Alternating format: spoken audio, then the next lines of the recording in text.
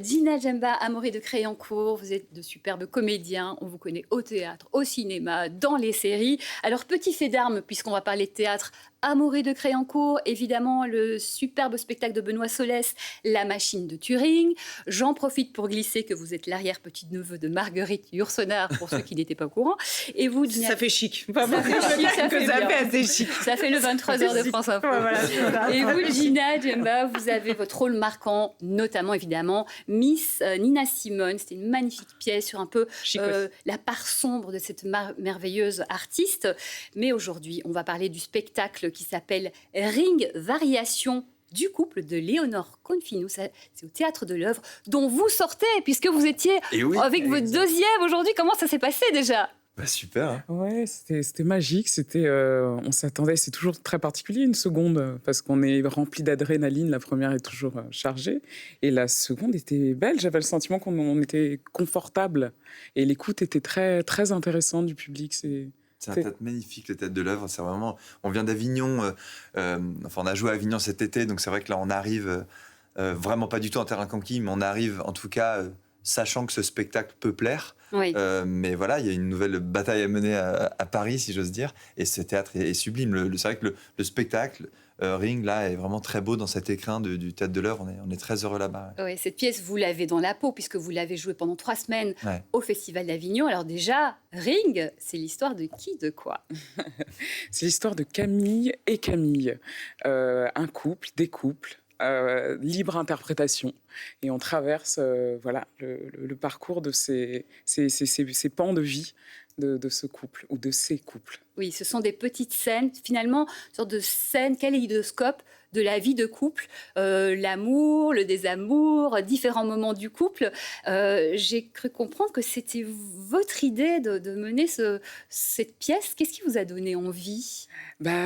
Après les liaisons dangereuses que j'avais jouées sous la direction de John Malkovich, après Nina Simone, je me suis dit que j'avais envie de revenir à quelque chose, de venir à quelque chose d'hyper contemporain et de raconter un peu ce que je suis aujourd'hui, une maman, comme Amaury l'est aussi, et raconter le couple. J'avais envie de m'emparer de ce sujet-là. Et donc, je suis retombée sur le texte. J'ai repensé au texte de Léonore, que j'avais vu donc, il y a 10 ans, quasiment 12, avec Audrey Dana et Samy Bouajila. Et c'était merveilleux parce que je l'ai appelée. Elle m'avait déjà vue au théâtre, mais je ne la connaissais pas. Et au fil des conversations, elle a commencé à réécrire son texte, chose qu'elle ne fait pas. Oui, elle a réadapté. Et elle a réadapté en s'inspirant de nous deux. Et c'est vraiment une version inédite. Et justement, vous, Amaury, qu'est-ce qui vous a donné envie de jouer cet homme, ces différentes versions de cet homme En fait, ce qui est dingue chez Léonore Confino, c'est cette espèce de façon d'arriver à parler du cœur, de parler des émotions de manière très simple et à la fois très, très complexe. Et c'est comme le couple en fait, ce spectacle, voilà, on rit, on pleure, vraiment comme dans un couple. Et Léonore arrive à faire ça et je trouve ça assez génial ce qu'elle fait. Et puis l'envie de travailler avec Gina, on se connaît depuis toujours, mais on n'avait jamais travaillé ensemble. Donc c'était une super occasion. Et parler de couple en fait, c'est marrant parce que c'est universel en fait ce truc-là. L'amour, le couple, et c'est génial de voir dans la salle, de voir des jeunes qui connaissent le théâtre, des jeunes qui connaissent pas le théâtre, des adultes. Hier, on avait quelqu'un qui avait 30 ans, qui venait pour la première fois de sa vie au théâtre. Et puis on avait aussi, c'était une première, donc on avait aussi des amis théâtreux. Et je crois qu'on a réussi à faire, grâce à Accom de Belsize, le metteur en scène, Mehdi Baki qui s'est occupé de nos corps. Ça, c'est une idée géniale de Gina dès le départ, de dire il faut qu'il y ait du corps là-dedans, qu'il n'y ait pas que des mots. Et donc vous verrez, il y a des moments magnifiques sans texte, de mouvement. Et je crois que c'est un spectacle assez total, qui est à la fois populaire et exigeant, et donc qui peut plaire à des aficionados du théâtre et des néophytes complets. Et moi, je crois beaucoup en ça. Je trouve ça génial de s'adresser à tous, quoi. Et comme je rejoins juste, c'est pluridisciplinaire, donc ça le rend vraiment à part. C'est un objet théâtral assez inédit. Et donc, l'amour, il y a des hauts et des bas, on le voit bien dans la pièce. Et dans les hauts, il y a aussi des bas, surtout quand on cherche désespérément le prénom de son enfant et qu'on est enceinte jusqu'au cou. Regardez. Tu veux la péridurale ? Je veux un prénom. J'ai peut-être une vague préférence pour quelque chose. Je sais pas si tu vas aimer. Dis-le. Et je suis pas sûr en même temps. Dis-le, on verra après. Dis-le. Tu vas pas aimer. Je te jure que je vais aimer. Au point où j'en suis, je veux bien qu'on l'appelle table. Bah non, quand même pas, non. Oh, vas-y, crache. Je pensais à Gwenaël. Gwenaël. Gwenaël. Ah, mon Dieu, je déteste. Pire, le diminutif. Gwen, comme une couenne. Oh non, mais pourquoi, putain? Je vais crever, Gwenaël. Non, c'est pas doux, c'est mou, on dirait de l'aligot. Alors, Amaury, vous avez déclaré d'ailleurs que ce spectacle agissait comme un contraceptif. C'est-à-dire, oui, dans une interview, j'ai découvert, vous avez dit ça, à cause des hauts et des bas. C'est génial. Vous vous rappelez plus, d'accord. Non, mais ouais, non, mais... Je vais vous mais la ressortir. C'est vrai que tout à l'heure, j'ai un copain qui est venu, qui a dit je reviendrai, mais je reviendrai pas avec ma meuf. Et je comprends.